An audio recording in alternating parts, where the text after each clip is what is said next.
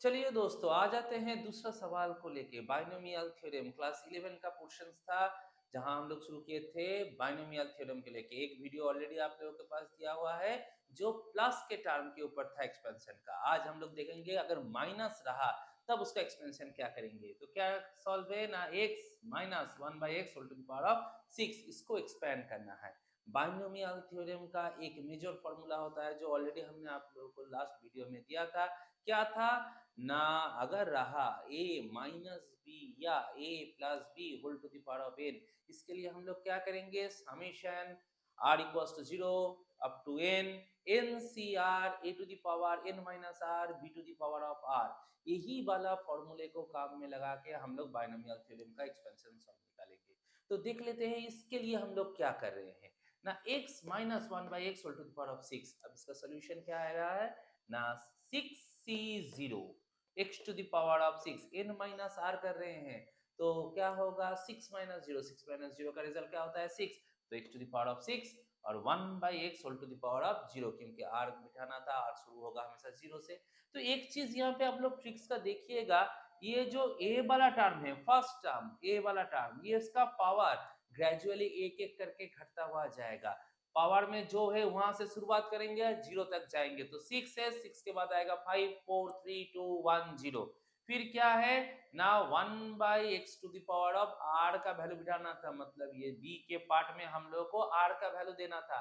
Are का value हमेशा क्या होगा, जीरो से शुरुआत होगा और एन जितना है उतना दूर तक जाएगा। मतलब यहाँ से जीरो से स्टार्ट होगा, फिर एक एक करके बढ़ता हुआ, जीरो के बाद 1 2 3 4 5 अप टू 6 आएगा, क्योंकि हमारा पावर में 6 था। तो ये ट्रिक्स आपको याद ही रख देना है, तो फिर प्लस माइनस करने का कोई झंझट नहीं।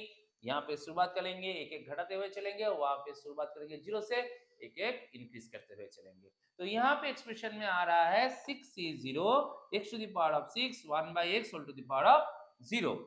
फिर माइनस के लिए यहाँ पे बैठा माइनस। अब कहाँ माइनस बिटेगा, कहाँ प्लस बिटेगा, कोई दिक्कत नहीं। प्लस का फॉर्मूला रहा तो सब कुछ प्लस में लिखिए, माइनस का फॉर्मूला रहा तो शुरू कीजिए प्लस से, अल्टरनेट में माइनस डाले।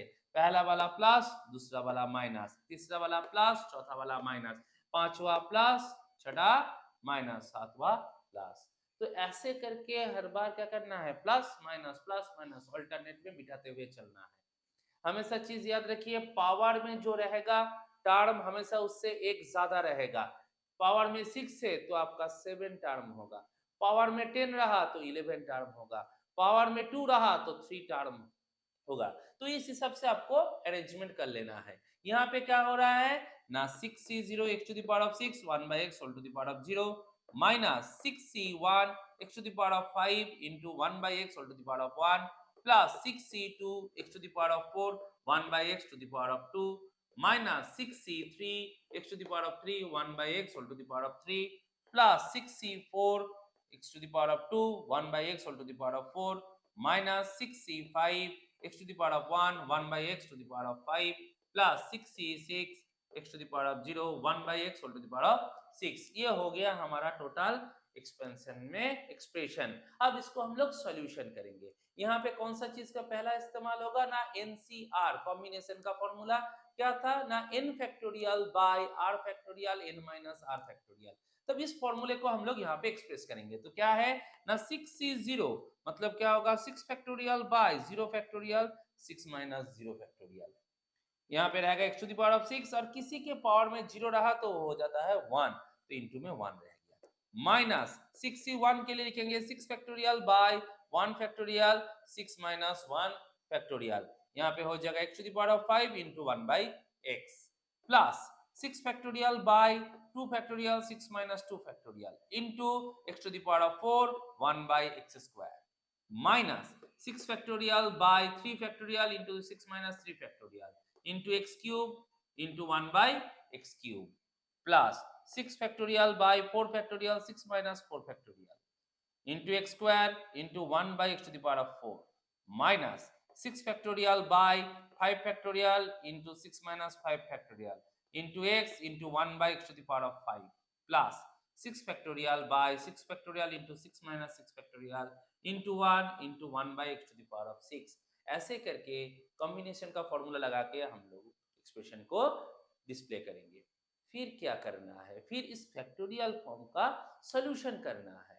कैसे सॉल्यूशन है ना, 6 फैक्टोरियल बाय 0 फैक्टोरियल और 6 माइनस 0 मतलब ये 6 फैक्टोरियल, 6 फैक्टोरियल कट गया तो 1 फैक्टोरियल, 1 आंसर होगा। 0 फैक्टोरियल का भी आंसर 1 होता है, तो ये पूरा एक्सप्रेशन का आंसर आ जाएगा 1।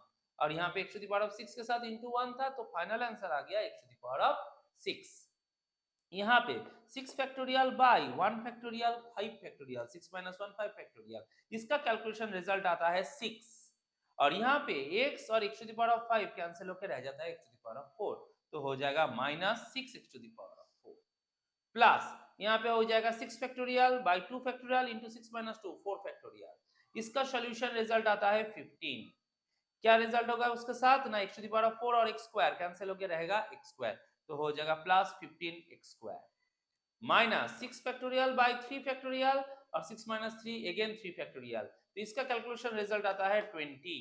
x क्यूब कैंसिल हो जाएगा, तो सिर्फ 20 ही रहेगा minus 20 plus 6 factorial bye 4 factorial और 6 माइनस 4 फैक्टोरियल, ये भी 2 फैक्टोरियल, तो 4 फैक्टोरियल 2 फैक्टोरियल ऊपर में 6 फैक्टोरियल, रिजल्ट देगा 15। और यहाँ पे x स्क्वायर और x to the power of 4 cancel होके हो जाएगा x स्क्वायर, तो रिजल्ट आ जाएगा plus 15 by x square minus यहाँ पे 6 फैक्टोरियल बाई 5 फैक्टोरियल और यहाँ पे 1 फैक्टोरियल, इसका कैलकुलेशन रिजल्ट आएगा 6। और x और x to the power of 5 calculation होके हो जाएगा x to the power of 4, तो 6 by x to the power of 4 plus 6 factorial by 6 factorial two 0 factorial, इसका रिजल्ट आ जाता है 1, तो यहाँ पे रिजल्ट आ जाएगा plus 1 by x to the power of 6।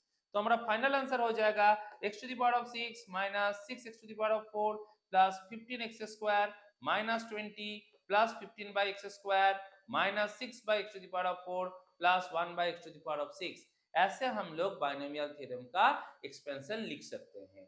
तो इसी फॉर्मूले को इस्तेमाल करना है हर बार, और बाइनोमियल थ्योरम आसानी से आप लोग एक्सप्रेस कर पाएंगे।